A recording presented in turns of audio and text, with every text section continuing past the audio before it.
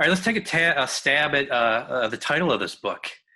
It's going to need a title. We don't know if I'm guessing it's probably going to be about his life.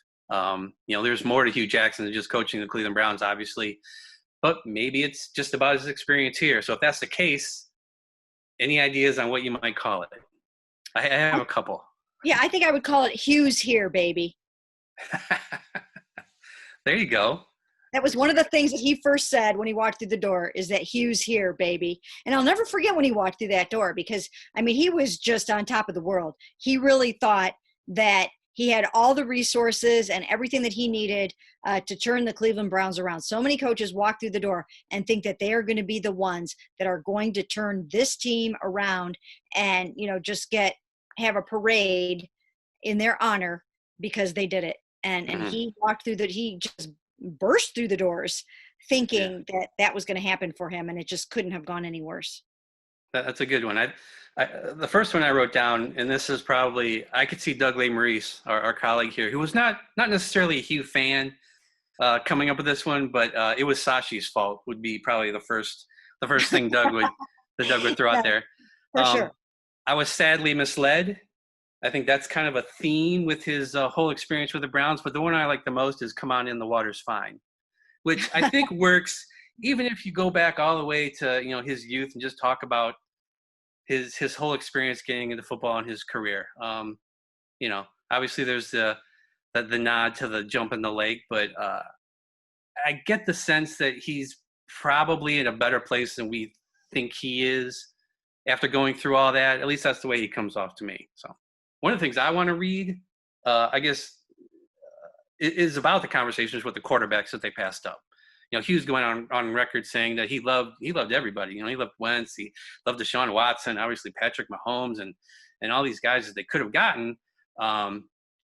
What were the conversations like when he found out that no, actually, we're not going to take these guys. We're going to trade this pick, and we're going to trade down here, and we're going to put off quarterback for a couple of years. That's probably the top of my list of things I want to know about.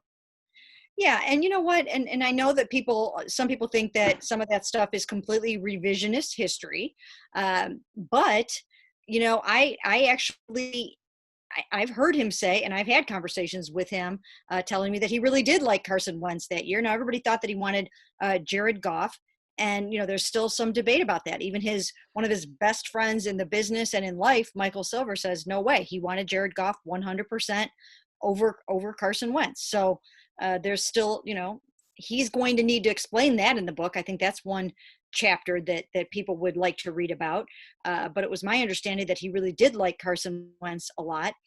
And some of those other guys. Now, when it came to the 2017 draft, he really did want Myles Garrett, number 1 overall. And it's my understanding that he felt that Sashi and Paul DePodesta really had eyes from a quarterback standpoint only for Mitchell Trubisky. They would have seriously considered taking Mitchell Trubisky at number 1 overall. Another thing I want to read about is Hard Knocks and what that experience was like. And that scene in the coaches meeting that is now famous with where Freddie Kitchens is talking about players taking time off and rehabilitating and all that.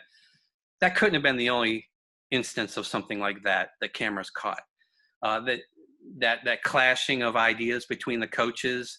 I'm just curious of what else from that experience he takes away, because there had to be things that were left on the cutting room floor that maybe he was worried about. And did he see that as a detriment, some sort of thing that held him back from coaching the rest of the season? Because here, the Haslams weren't in the room, but they obviously saw that.